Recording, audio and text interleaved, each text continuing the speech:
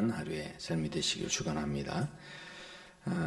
마태복음 26장의 이 말씀을 보면 그 말씀의 흐름의 배치가 참 대단하다 하는 생각을 하게 됩니다. 왜냐하면 6절에서부터는 예수님의 머리에 그 300데나리온짜리 그 향유옥합을 이렇게 붓는 그 여인의 이야기가 나오는데, 그 여인이 부었던 그 향유옥합의 가치가 300데나리온이니까 노동자가 1년 동안 이렇게 모아야 하는 그 품삯, 그러니까 노동자의 이렇게 열심히 일해서 1년 동안 일해야 되는 이제 이런 금액이었는데, 그때 제자들이 그걸 보고서 화를 내면서 아니 그 비싼 걸 왜 이렇게 허비하느냐 이렇게 이제 화를 냈었죠.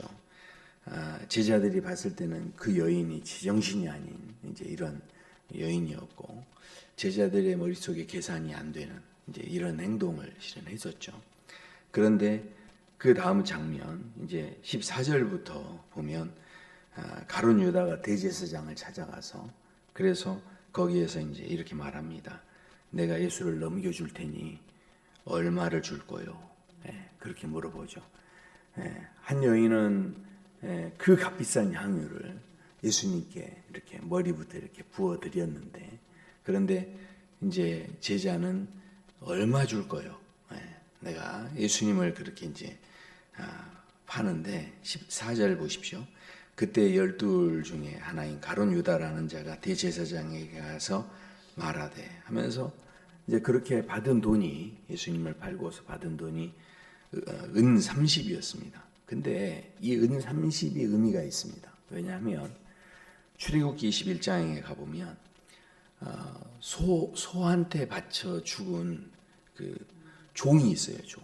그러면 그 종에 대해서 배상금을 물어줄 때 얼마를 물어줘야 되냐면 은 30을 물어줘야 됩니다. 그러니까 생각해 보십시오. 한 여자는 예수님 앞에서 2천만 원 이상의 가치가 되는 그 향유를 깨트려서 그렇게 예수님께 드렸는데, 그런데 한 제자는 노예 한 명값 바꿔서 예수님을 팔아넘기는 이제 이런 일이 있었다라는 거죠. 그러니까 우리가요, 신앙생활을 할 때 신앙생활을 늘 이렇게 좀 계산하는 쪽으로 이렇게 하다 보면 이런 일이 생겨버릴 수밖에 없다라는 거죠. 이거는 가룟 유다만의 문제가 아닙니다. 절대로 신앙은 계산으로 하시는 게 아니고, 우리가 하나님 앞에서 늘 이렇게 계산하려고 하는 마음은 멈추셔야 돼요. 그렇지 않으면 가룟 유다가 행한 길로 우리도 실은 갈 수밖에 없다라는 거죠. 계산 없이 살았더니 이 향유옥합의 여인처럼 향내나는 삶이 됐다는 거죠. 그러니까 이제 하나님 앞에서는요, 계산을 멈춰야 돼요. 계산을 멈춰야 됩니다. 자, 15절을 보시면요, 내가 예수를 너희에게 넘겨주리니 얼마나 주려느냐 하니 그들이 은 30을 달아주었다. 자, 근데 여기 보시면 주어가 누굽니까? 내가예요. 그러니까 가룟 유다가 지금 내가라고 한 겁니다. 대제사장이 막 꼬드겨가지고 거기에 넘어가고 이렇게 한 거 아닙니다. 유다가 먼저 주도적으로 이것을 거래를 제안을 한 겁니다. 그 대가로 받은 게 은 30입니다. 그러니까 생각해 보십시오. 우리는 그 당근 하시잖아요. 당근 같은 거 이렇게 하시면 거기에다가 중고 거래할 때 어떻게 합니까? 1,000원이라도 더 받으려고 사진을 예쁘게 이렇게 찍고 그 다음에 밑에다 쓰죠. 내고는 안 됩니다. 이게 가격 흥정은 안 됩니다. 이렇게 하면서 이렇게 적어놓고요. 그래서 나한테 필요 없어진 물건 이런 것들이 이제 당근에 이렇게 팔기 위해서 그 1,000원짜리 하나도 치열하게 우리가 계산을 실은 하죠. 자, 그런데 세상에 유다는 그 3년 동안 동고동락했던 스승이었고 선생님이었는데, 그런데 예수님의 가치가 딱 노예 한 사람 값으로 그렇게 쳐서 죽였다라는 게 죽음의 자리로 내몰았다라는 거죠. 근데 이 여인은요, 실은 이 비싼 향유를 깨뜨린 게 그냥 깨뜨린 게 아니에요. 대부분 그 당시에 그 여인들이 그 정도 준비하려면요, 다 뭐냐면 결혼 지참금, 그리고 이게 뭐냐면 어떤 사람은 또 노후 자산으로 그렇게 준비를 하는 거고. 그러니까 이 여인은 그냥 깨뜨린 게 아니고 자신의 미래를 다 깨뜨려 버린 거예요.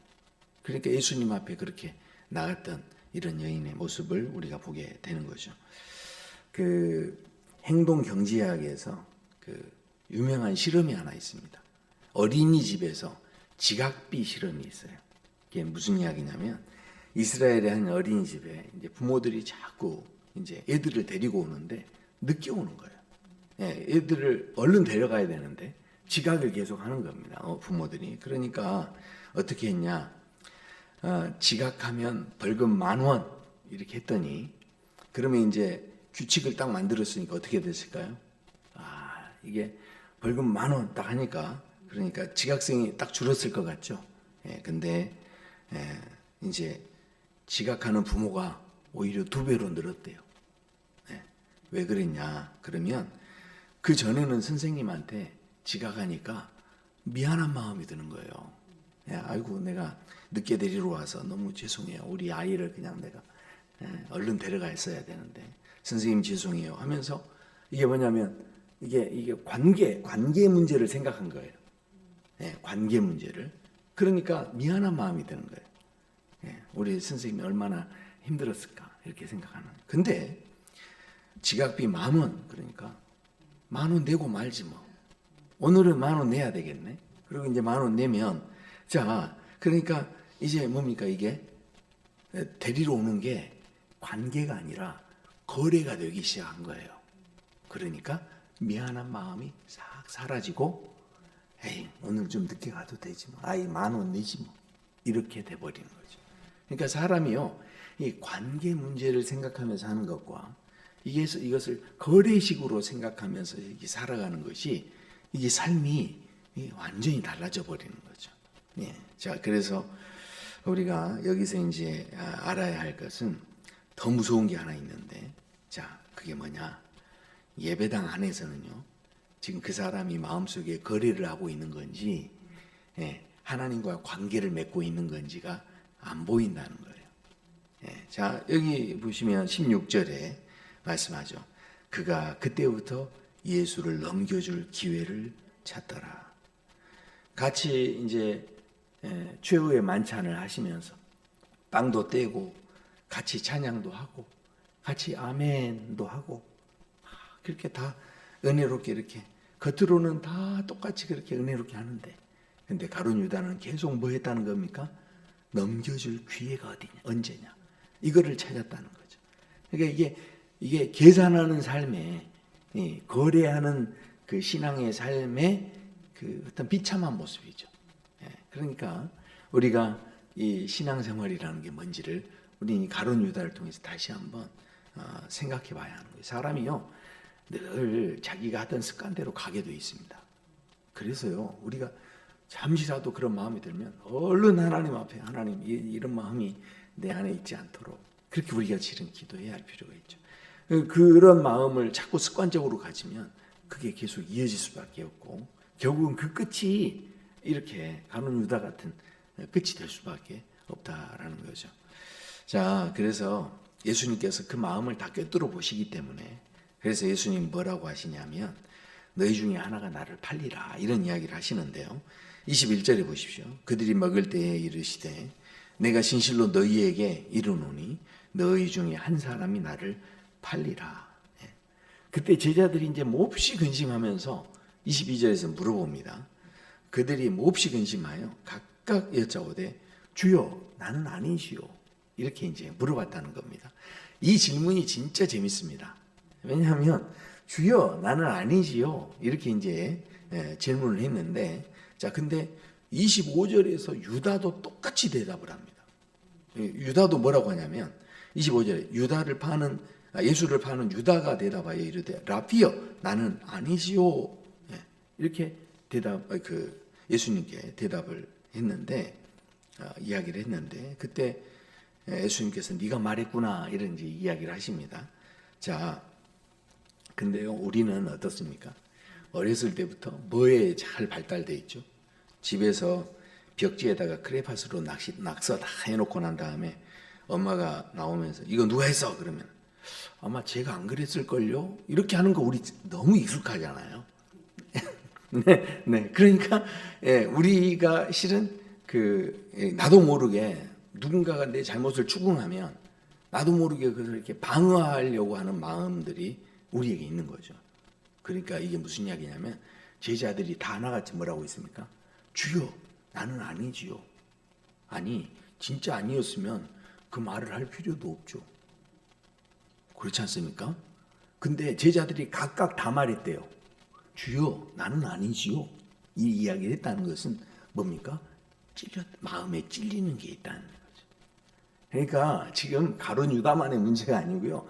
계산을 하는 입장에서 보면 제자들이 지금 그 향유옥합을 깨트린 여인도 보면서 다 깝다고 그랬잖아요. 그것이. 그러니까 거기에 동조를 했지 않습니까? 그러니까 이 마음 속에 뭐가 있습니까? 예수님 이렇게 가시면 안 된다는 거예요. 한 자리 해야 되는데.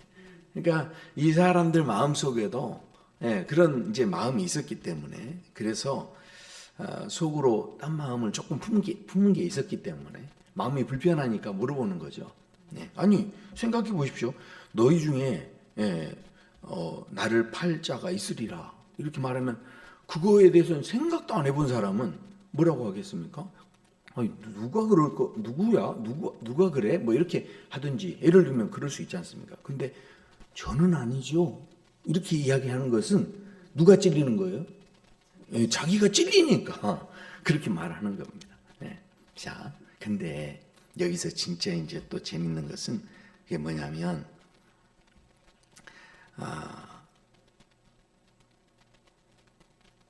우리가 속으로 딴 마음을 품었는데 자 그런데 제자들만이 아니고 우리도요 하나님 앞에서 다 이렇게 회개할 때 나는 아니죠 이렇게 하면서 덮어버릴 때가 많다는 거예요. 예를 들어서 말씀을 딱 듣고 이렇게 좋았어요. 그러면 그것을 나는 아니라고 생각하는 거예요. 이런 일이 얼마나 많습니까?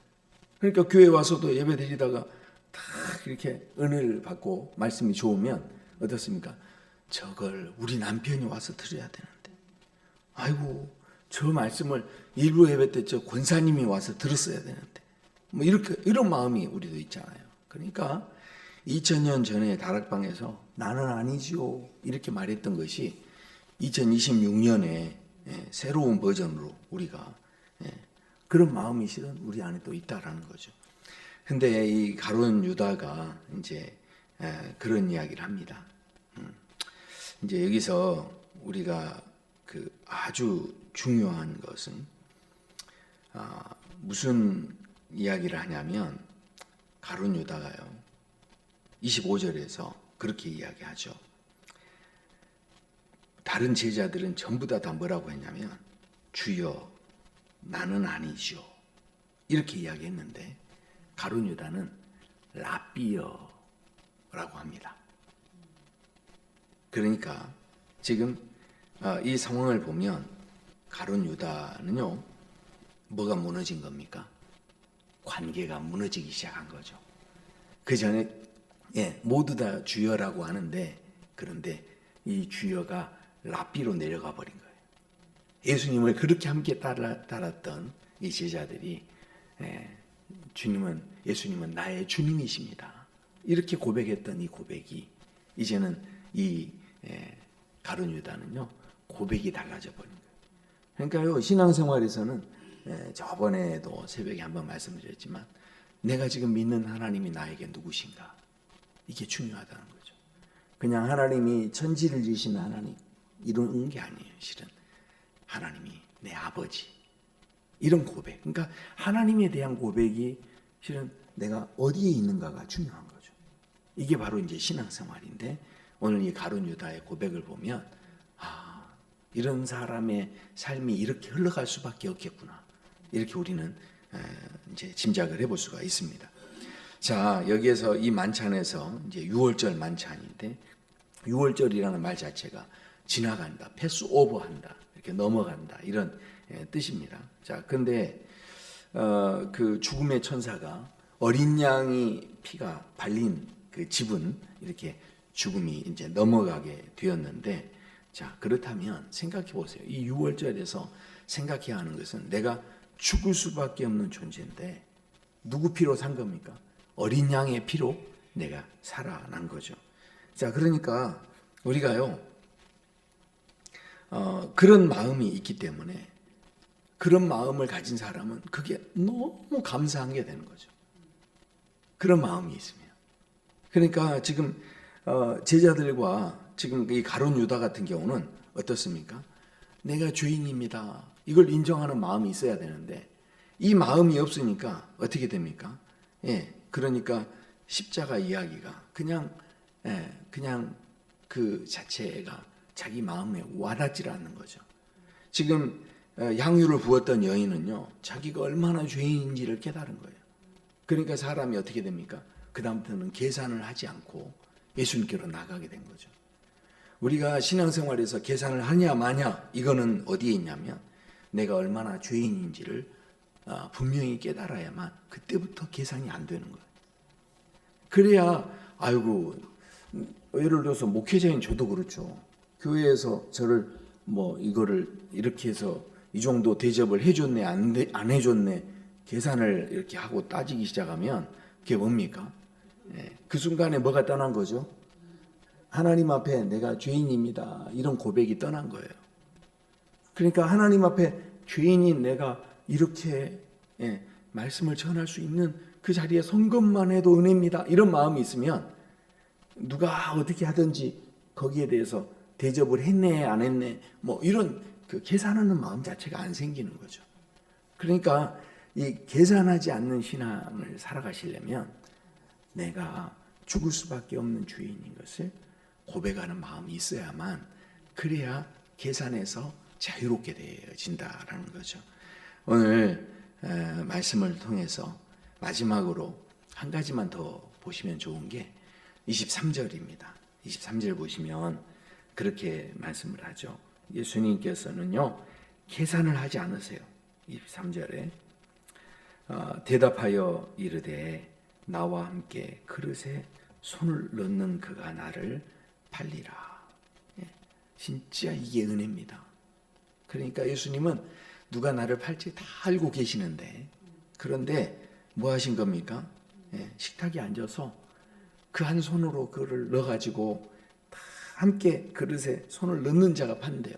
근데 그 그릇에 손을 넣을 때 그 제자하고 손이 맞잡아지겠죠.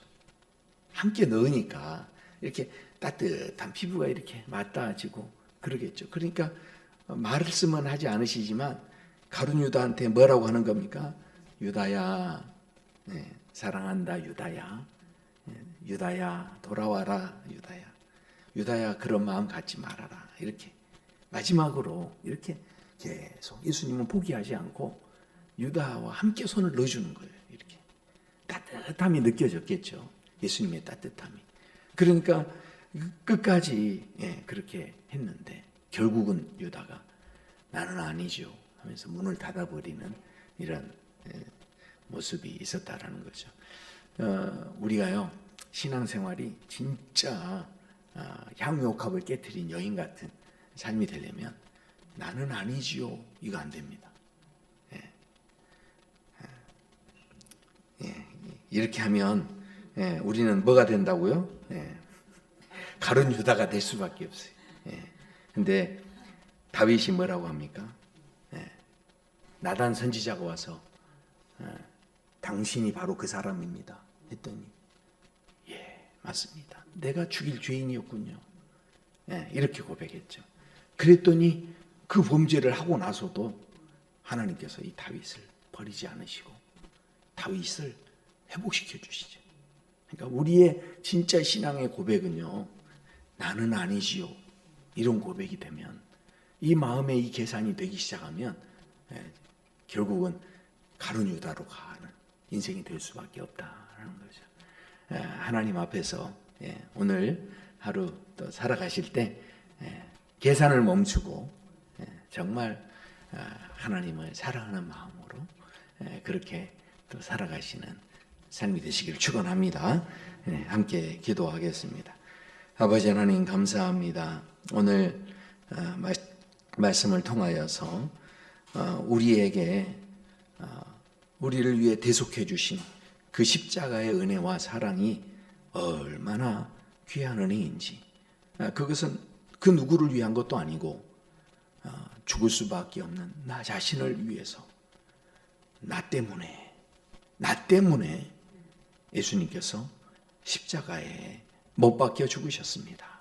아버지, 그 마음의 고백이 있어야만 우리가 정신이 차려지고 우리의 신앙이 바르게 세워지게 되는 줄로 믿습니다.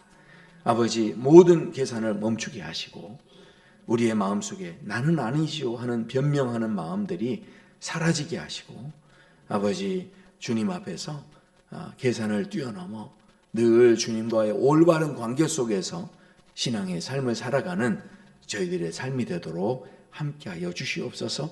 시간이 가면 갈수록 하나님 아버지와 관계가 좋아지는 신앙이 되도록 우리 모든 성도들을 붙잡아 주시옵소서. 감사하며 예수님의 이름으로 기도드립니다. 아멘. 우리 주여 한번 부르시고